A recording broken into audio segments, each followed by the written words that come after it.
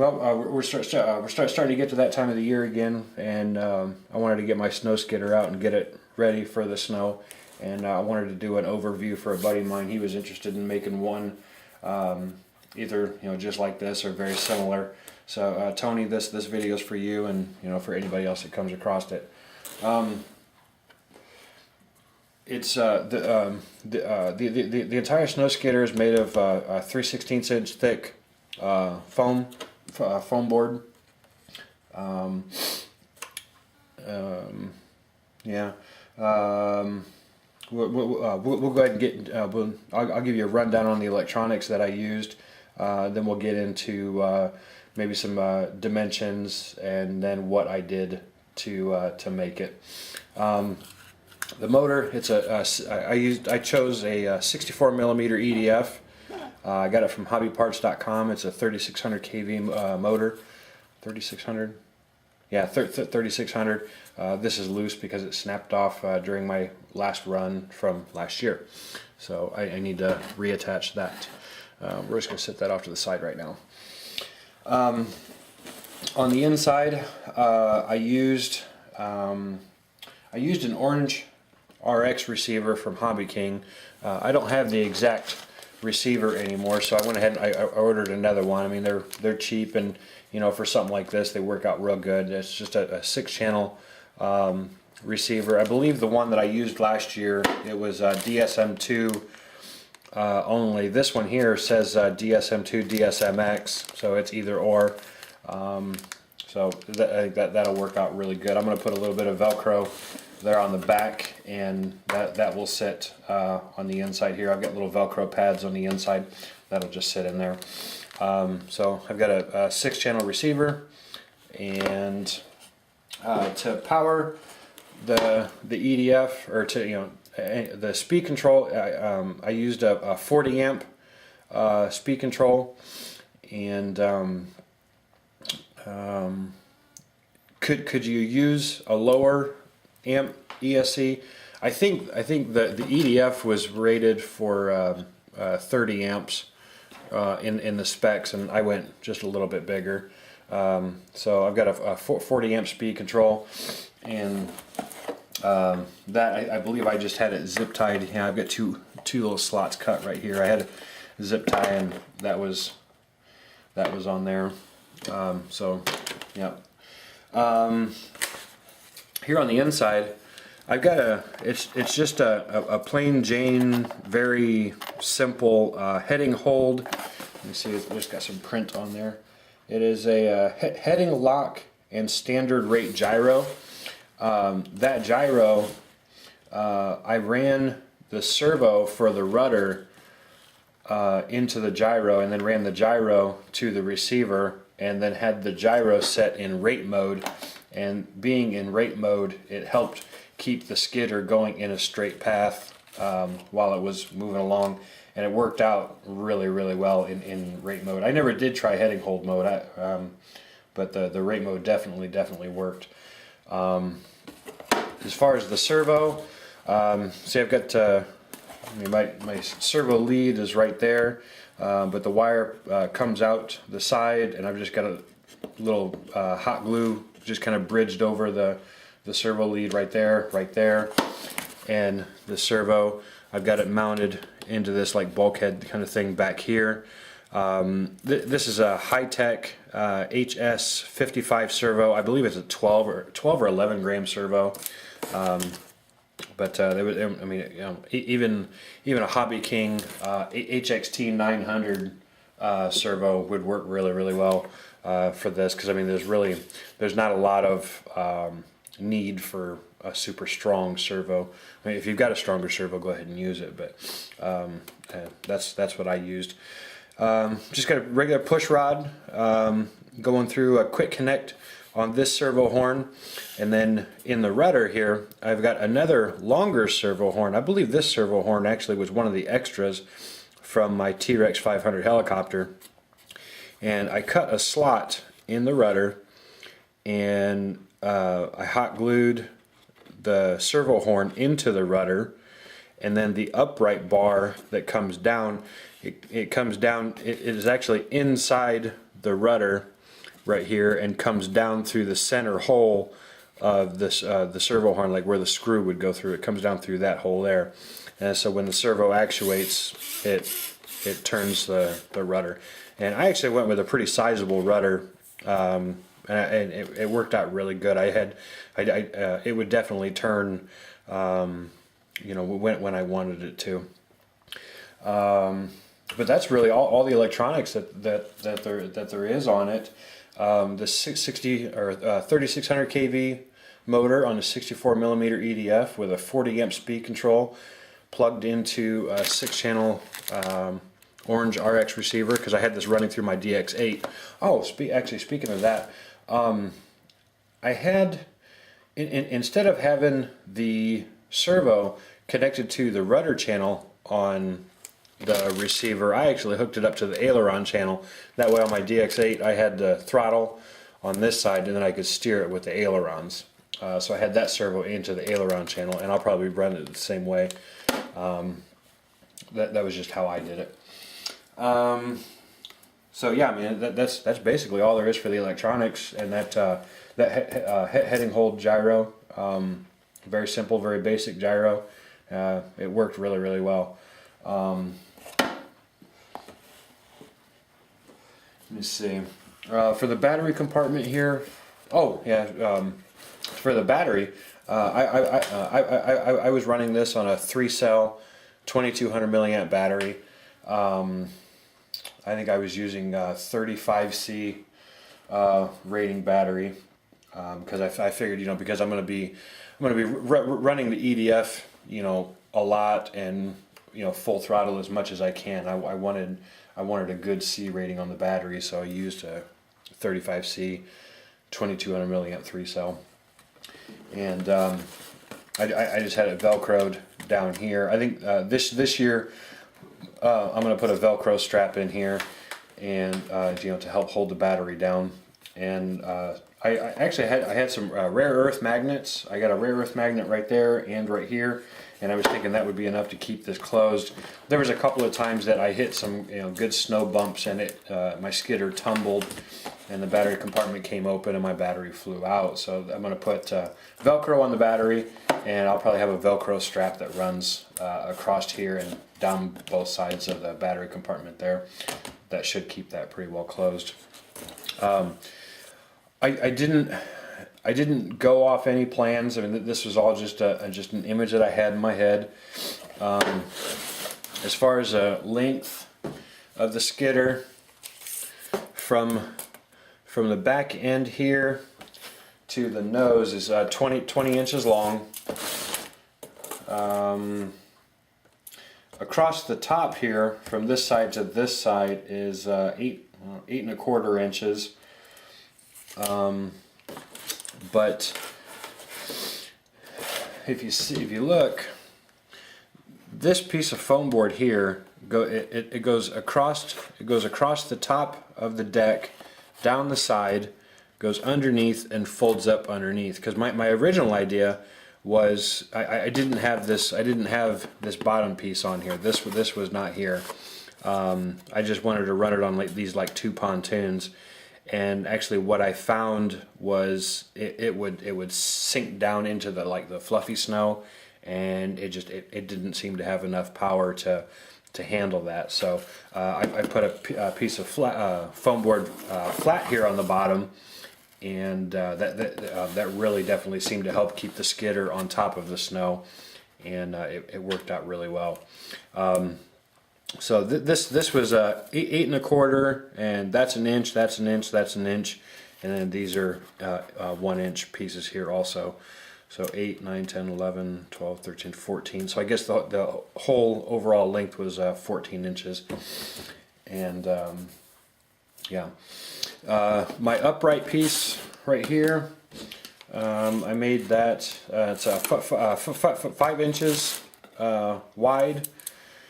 This upper piece, let's see, I cut that, it's 7 inches tall, 7 inches tall on the other side, and across the top is 6 inches, so 7 here, 6 here, and 7 down. My rudder is 5 inches by 3 3/4 inches, and then I cut that little taper right there. Probably don't really need to cut that. I mean, you might get more turning authority if this weren't cut, but I went ahead and cut it because I thought it looked cooler. For the battery compartment, this whole section is it's about 12 1/4 inches long, but I ramped this here down, and then my battery compartment, I put a wall of foam board right here, so that's actually right here. So my battery compartment is only right here, this big right here, and that's about 7 inches by 4 inches and 2 inches tall. I wanted it tall enough to conceal the speed control, the gyro, the battery, the receiver, and all that stuff sits in here. Yeah. Oh, actually, I had my receiver stuck on that Velcro pad right there because there's a hole sticking out that I had the aerial sticking out. But this piece right here, this is just how wide is that? And it's about 8 inches, 8 1/4 inches long, and then it's tapered down just a little bit, or angled down just a little bit, because this here, it's angled out to the sides, and that's how long did I say that was? It's about 8 1/4 inches long, and then I made the two sides, the top and the bottom, 1 inch wide, and I folded that around to make a square tube, and my servo is mounted into that. This I don't know what you want to call this, but this rod right here, actually what I did, I put a piece of like gift card, or hard plastic, and if you don't have a gift card or old credit card, just put a piece of hard plastic down here on the bottom. Then you this rod right here, I was able to stick it through this, whatever this piece here would be called, put it through this, and then I poked it up through the top, and up here on top I've got a piece of gift card here also. So this whole thing, I mean, it's just kind of friction fit in there, or well, not friction fit, but it's stuck in there in such a way, I mean, it's not going to come out on its own. And yeah, the piece of gift card down here keeps it from going down too far, and the gift card piece up here keeps this rod from coming out the top. I guess it's really all about the skidder. Oh, my buddy Tony asked me, is there any reason to strengthen it? No, not really. I mean, you could add carbon fiber to it, little carbon fiber strips or bamboo skewers to it, but I really don't think it needs it, because these little tubes here, the little pontoons here that I made, oops, except that part right there, that needs re-glued obviously. The entire thing is actually pretty rigid, and I mean, I could squeeze right here, and I'm squeezing pretty hard, and it's not giving way. So no, I really don't think it needs any strengthening. And this part up right here, obviously that needs re-glued. It's taken a few tumbles, but as long as this is glued real good. I mean, I've tumbled this thing, I don't even know how many times last year. I tumbled it quite a bit, but it takes the beating. So do you need to strengthen it? No, I don't think so.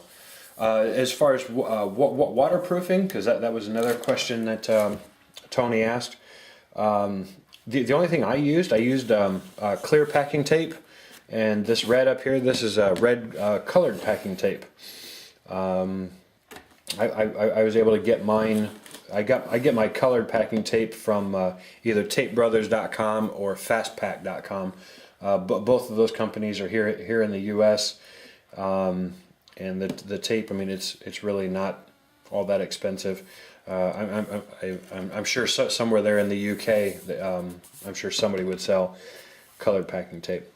And then the clear packing tape, you can find that just about anywhere. But the clear packing tape, is what gives the waterproofing. And the packing tape gives it actually does give it a bit of rigidity also. but it's just, it works. I probably shouldn't do that. It makes an earthquake on the camera. Sorry about that. Yeah, so as far as waterproofing, I just used packing tape and hot glue. I do want to, I'm gonna have to get my motor mount mounted back on here, because I've got the motors, or the wires for the motor come down and poke through the foam board here, come out this way, and I had this set back about an inch and a half or so from the battery compartment, just so I can still get the battery compartment open, and then the speed control wires, those would poke through and connect to the motor. But I got to find out a better way to mount this onto here, because I guess I wasn't thinking last year when I did this, because I had the top deck here, covered with packing tape, and I put my motor down on here, and then I hot glued around the sides. Well, that's all fine and dandy, but if you're gluing something to something that's been wrapped in packing tape, that glue does not hold very well in the cold. In the warmer weather, like say if this were a boat, okay, that might hold pretty well, okay, but in the cold, it doesn't hold, because I was out driving this thing around the very last time last year, and I gave it full throttle. I hit a bump, and my EDFs just come flying forward like this and fell over, so I was pretty much done for the day. So yeah, I mean that's pretty much my snow skidder. Actually, I'm kind of toying around with the idea of making a new one. I was wondering if making it a bit wider, maybe 2 inches wider. That way, it's an inch wider on each side, or 2 inches wider on each side, or something or other. To try to help with the stability. But I mean, that part really didn't actually come into play until later in the winter, when the snow was kind of beginning to melt and it was getting hard on top. That's when the ride really started getting bumpy. But when I was out playing in the fluff, this whole thing worked out really, really well for me, and I really had a good time. Actually, with the 64 millimeter EDF, I just kind of expected it to go and be kind of impressive, but I was actually pretty impressed with how fast this thing did go. I was real happy with it. So I guess that's really about it.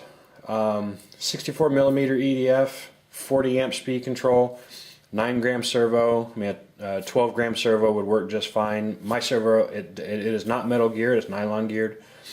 6 channel orange RX receiver.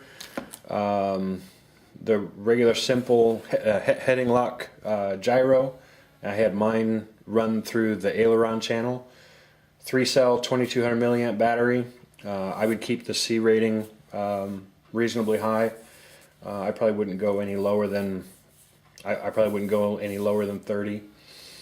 But yeah, I guess that's really about it. Tony, if you have any questions about this, give me a holler. I will certainly get the camera back out and give you some more details on it. If you can, which I'm sure you can, prior to getting a bunch of the parts and pieces assembled, at least your deck and your pontoons, that piece there, prior to cutting it and folding it, go ahead and cover it with the packing tape. It'll just make it a lot easier for you when you go to put it together. And then when you make your cuts on the side here like I did, then you can hot glue this to the foam itself right there, and then even put a couple pieces of tape here on the side just to help hold that on there. But yeah, try to pre-cover it as much as you can. Let's see. Yeah, my battery compartment has packing tape on the inside and the out. This shroud, I guess you might want to call it, that is packing tape on the inside and the out. My rudder is covered in packing tape. The deck, that is packing tape on the outside only, because I didn't figure a whole lot of moisture, snow, or whatever would be getting to the inside, so I didn't really do anything with that. As far as like next spring, summer, when the weather gets better, actually what I want to do is I want to cap this off and seal it with hot glue and packing tape, and we'll try running this on the water. I might even put like just a metal like stabilizer rudder here on the underneath. Just I don't know, I may not even do that, who knows. But that's my snow skidder.